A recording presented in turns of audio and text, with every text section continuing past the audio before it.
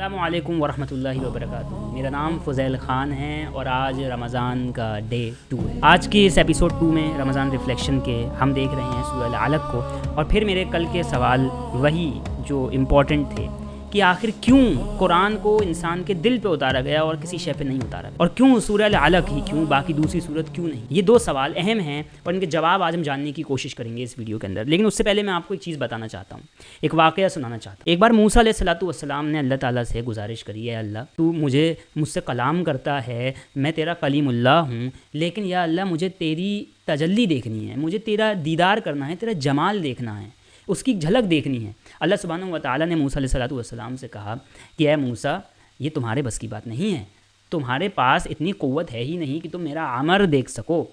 تو موسیٰ علیہ السلام نے کہا اے اللہ پلیز، مطلب گزارش کری کہ اے اللہ پلیز مجھے دیکھنا ہے کہ تیرا جمال کیسا ہے۔ تو اللہ سبحانہ و تعالیٰ نے کہا ٹھیک ہے، اگر تمہیں دیکھنا ہے تو کوہ طور پہاڑی پہ 40 لوگوں کے ساتھ آ جاؤ، اور وہ 40 متقی ہونے چاہیے، ایسے لوگ جو تقوی میں سب سے اعلیٰ ہوں۔ تو موسیٰ علیہ السلام نے کہا ٹھیک ہے۔ موسیٰ علیہ السلام گئے کوہ طور پہاڑی پہ 40 متقی بنی اسرائیلیوں کو لے کر۔ اللہ سبحانہ و تعالیٰ نے موسیٰ علیہ السلام سے کہا یا موسیٰ یہ کوہ طور پہاڑ ہے، میں اس پہاڑ کے اوپر تجلی ڈالوں گا اپنی، ایک چھوٹی سی جھلک دکھاؤں گا اس پہاڑ کو، اور وہ ریفلیکٹ ہو کے تمہاری آنکھوں میں پڑے گی، تو تم دیکھ لینا میری تجلی کو۔ موسیٰ علیہ السلام نے باقیوں نے کہا ٹھیک ہے۔ تو موسیٰ علیہ السلام نے جیسے ہی وہ تجلی پڑی کوہ طور پہاڑ پہ، کوہ طور پہاڑ جل گیا، اور وہ تجلی یہ مت سوچیے گا کہ یہ 0.1%، 0.01% نہیں، وہ 0.0000001% تھی، یعنی اس کا احاطہ بھی انسان نہیں کر سکتا، اتنی کم تھی وہ۔ اور جیسے وہ پہاڑ پہ پڑی تو پہاڑ جل گیا، اور وہ ریفلیکٹ ہو کے موسیٰ علیہ السلام کی آنکھوں میں پڑی، تو موسیٰ علیہ السلام بے ہوش ہو گئے 40 دنوں کے لیے، اور وہ 40 متقی لوگ کی موت ہو گئی اسی وقت۔ اس کا مطلب کیا ہوا؟ اس کا مطلب یہ ہوا کہ اللہ سبحانہ و تعالیٰ کی تجلی کا ایک حصہ تک دیکھنا انسان کے بس کی بات نہیں، تو وہ قرآن جو لوح المحفوظ کے اندر محفوظ کر دیا گیا ہے آسمانوں کے اوپر، وہ قرآن اتر رہا ہے ایک ایسے فرشتے کے تھرو جو فرشتہ سارے فرشتوں میں اعلیٰ ہے، اور اس فرشتے نے قرآن انسان کے دل پہ اتارا ہے۔ اور وہ فرشتہ ایسا ہے کہ جب اسے نبی اکرم صلی اللہ علیہ وسلم نے افق پہ دیکھا، افق العظیم، تو نبی اکرم صلی اللہ علیہ وسلم ڈر گئے، اور اتنا ڈر گئے کہ نبی اکرم صلی اللہ علیہ وسلم کو چادر اڑائی گئی، کیونکہ ان کو بہت زیادہ شیور کر رہے تھے آپ علیہ الصلوۃ والسلام۔ اور پھر سورہ المدثر نازل ہوئی۔ تو پہلی یہ چیز جو ہمیں کلیئر ہوتی ہے کہ انسان کے دل پہ قرآن اتر کیسے سکتا ہے، یہ بات میرے تو سمجھ کے باہر تھی، اسی لیے میں نے کچھ ایویڈنسز نکالے، اور ان ایویڈنسز کے بعد میں اس کنکلوژن پہ پہنچا ہوں جو ان سوالوں کے جوابات میں آپ کو دینے والا ہوں۔ لیکن میں اس سے پہلے گزارش یہ کروں گا کہ ان سوالوں کو ایکسٹریمزم نہ بنائیے، ان سوالوں کے جوابات کو کنفیوژن نہ بنائیے، بلکہ اس کو یہ سمجھیے کہ قرآن خود قرآن کا جواب دے رہا ہے، قرآنی سوال کا جواب دے رہا ہے۔ اس کی شروعات ہمیں سب سے پہلا ایویڈنس جو میرے پاس ہے وہ ہے شق الصدر کا۔ شق الصدر جو ہے انس ابن مالک رضی اللہ تعالیٰ عنہ، جو کہ ایک صحابی تھے اور نبی علیہ السلام کے بچپن کے ایک پارٹنر بھی تھے، تو انہوں نے یہ صحیح المسلم میں بک نمبر 1 حدیث نمبر 318، یہ میں نے sunnah.com سے نکالی ہے حدیث، بہت فیمس حدیث ہے شق الصدر کی، اور ایک پوری چین ہے حدیثوں کی جہاں پہ شق الصدر 2 بار جب ہوا نبی علیہ السلام کا، اس کی بات کی گئی ہے۔ اگر کسی کو نہیں پتہ شق الصدر کسے کہتے ہیں، تو شق مطلب چیر دینا، الصدر صدر یعنی سینے کو، تو یہ نبی علیہ السلام کی جو اوپن ہارٹ سرجری، شق چیر کے اور دل کو نکال کے جبرائیل امین نے صاف کیا تھا، یہ 2 بار ہو چکا ہے۔ ہمارا جو ٹارگٹ ہے وہ دوسری بار معراج سے پہلے والا شق الصدر کی نہیں، بلکہ یہ پہلی بار جو بچپن میں ہوا تھا نبی علیہ السلام جب شاید 4 یا 5 سال کے تھے، اس دورانیے میں یہ ہوا تھا۔ انس ابن مالک reported that Jibreel came to the messenger of Allah صلی اللہ علیہ وسلم while he was playing with his playmates، یعنی یہ بہت بچپن کی بات ہے۔ He took hold of him and lay him prostrate on the ground and tore open his breast and took out the heart from it and then extracted a blood clot out of it and said, this was a part of Satan in thee۔ یعنی نبی علیہ السلام کے دل کو چیر کے جب جبرائیل امین نے نکالا تو اس میں سے کالا دھبا انہوں نے نکال کے الگ کر دیا، اور کہا یہ کالا دھبا شیطان کا دھبا ہے جو ہر کسی کے دل میں آتا ہے، لیکن آپ کے دل سے اس کو جدا کر دیا گیا ہے، یعنی شیطان آپ کو کبھی نہیں بہکا سکتا۔ یہ ایک probability ہے، possibility وہ ہٹا دی گئی ہے۔ And then he washed it with the water of Zamzam in the golden basin and it was joined together and restored in place.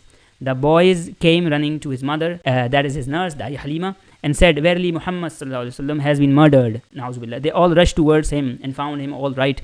His color was changed. Anas said, I myself saw the marks of needle on his breast. Sallallahu alaihi wasallam.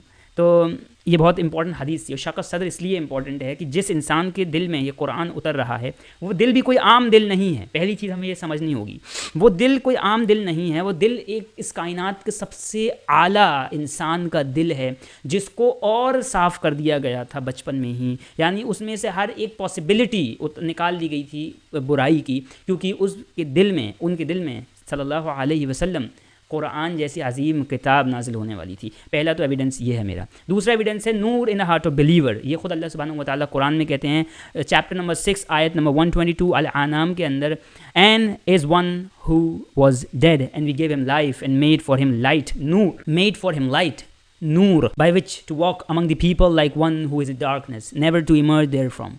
اور یہاں پہ اگر ہم دیکھیں گے تو یہ اللہ سبحانہ و تعالیٰ نور کی بات کر رہے ہیں, اور نور مطلب یہ وہ نور ہے جو گائیڈنس, الہدا. یہاں پہ میں نے نیچے لکھا بھی ہے نور ایمان, نور کے معنی ایمان ہے, نور کے معنی معرفہ ہے, خدا ہے.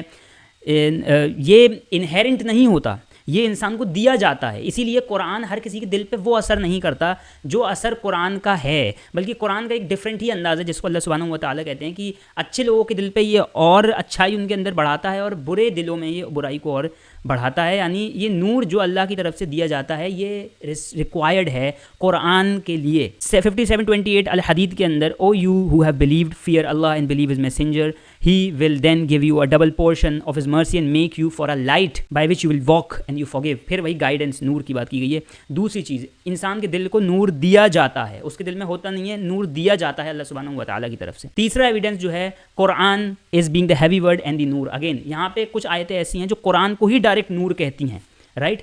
تو یہاں پہ سب سے پہلی آیت جو قرآن کو ہیوی ورڈ کہتی ہے وہ ہے سورہ المزمل کی آیت نمبر 5, indeed we will cast upon you a heavy word قولا ثقیلا. یہ ہم آگے جب سورہ المزمل میں آئیں گے تب بات کریں گے. سورہ النساء کی آیت نمبر 174 میں بھی بات کی جاتی ہے, O mankind there has come to you an conclusive proof from your lord and we have sent down to you a clear light. ایسی سورہ المائدہ کی آیت نمبر 15 میں, O people of scriptures there has come to you a messenger making clear you much of what you used to conceal of the scripture and overlooking much, there has to come to you from Allah a light and a clear book. یہاں پہ آپ دیکھیں تو light اور clear بک کو الگ الگ کیا گیا ہے. یعنی قرآن کو کتاب کہا جا سکتا ہے جو کہ یہاں پہ کہا جائے گا, اور نور جو کہ قرآن کے ساتھ ایک پری ریکوسٹ ہے. یعنی کہا یہ جاتا ہے کہ قرآن اور نور کا ایک ڈفرینٹ کنیکشن ہے. یہ تیسرا ایویڈنس ہے میرا کہ قرآن کو دل پہ ہی کیوں اتارا, کیونکہ دل کو بھی نور کی ضرورت, قرآن بھی نور سے کے ساتھ ایکویولنٹ ہے. اور اس کو میں اور مضبوط کر دیتا ہوں آپ کے لیے لوح المحفوظ اور قرآن کے بارے میں. ہمیں پتہ ہے لوح المحفوظ میں ہر جو چیز لکھی گئی ہے وہ نور سے لکھی گئی ہے, لیکن قرآن بھی کیونکہ لوح المحفوظ میں لکھا گیا ہے اس وجہ سے ہم یہ کہہ سکتے ہیں کہ قرآن کا تعلق پھر سے نور کے ساتھ ہے, رائٹ. حالانکہ نور وہ شے ہے جس کے بارے میں زیادہ اسٹڈی کرنا, زیادہ اس کے بارے میں پتہ لگانا بھی ہمیں منع کیا گیا ہے, کیونکہ یہ ہائر ڈائمنشن کی چیز ہے, اور ہائر ڈائمنشن کی چیز جیسے لوح المحفوظ اور نور ان کے بارے میں زیادہ ڈیٹیل ہمیں بتائی ہی نہیں جاتی. آیت نمبر 21 چیپٹر 85 کے اندر اللہ سبحانہ و تعالیٰ کہتے ہیں, but this is an honoured Quran. 85:22 جو کہ سورہ البروج ہے, may be in preserve slate کے اندر انسکرائب کیا گیا ہے. اللہ سبحانہ و تعالیٰ کہہ رہے ہیں یعنی لوح المحفوظ میں قرآن کو ہم نے انسکرائب کیا ہے. As Allah said that the holy book is Quran inscribe in the preserve tablet لوح المحفوظ. اب یہاں پہ میں آپ کو ایک کنکلوژن دیتا ہوں اس سوال کا کہ قرآن کو دل پہ کیوں اتارا. somehow we can say without any concrete justification that لوح المحفوظ is somehow related to Noor, right, that the Quran is Noor and associated with Noor, and that is in the heart of a believer is Noor. Allah put Noor, right, though we do not claim it, only Allah is not better. اس لیے میں کہہ رہا ہوں کہ اللہ کو زیادہ معلوم ہے اور ہمیں نہیں معلوم, لیکن پھر بھی ہم ایک اندازے کے طور پہ یہ کہہ سکتے ہیں, کیونکہ ہر ایک جو جگسو پزل ہے وہ جڑتا ہے, اور یہی اندیشہ دے رہا ہے کہ ہر ایک چیز نور سے کنیکٹڈ ہے. دل, قرآن, اللہ سبحانہ و تعالیٰ کے دی ہوا نور, right, everything is related to نور, right. Also Allah revealed Quran not to any mountains. اللہ سبحانہ و تعالیٰ خود اس قرآن میں کہتے ہیں کہ ہم نے قرآن کو پہاڑ پہ نہیں اتارا. کیوں؟ کیونکہ پہاڑ نے انکار کر دیا لینے سے قرآن کو, رائٹ. اب یہ ایک میٹافوریکل وے بھی ہو سکتا ہے کہنے کا, لیکن اگر ہم اسے ایک لٹرل وے مانیں تو یہ چیز پاسبل بھی ہو سکتی ہے, جیسے میں نے موسیٰ علیہ الصلوۃ والسلام والے ایگزامپلس آپ کو بتایا. But into a human heart because it's کلام is a heavy word, right. اسی لیے ہم نے اس کو پہاڑ پہ نہیں لیکن ایک ہیومن ہارٹ پہ اتارا. اب یہاں پہ اللہ سبحانہ و تعالیٰ نے دل کو وہ قوت دی ہے جو ایک پہاڑ کو بھی نہیں دی.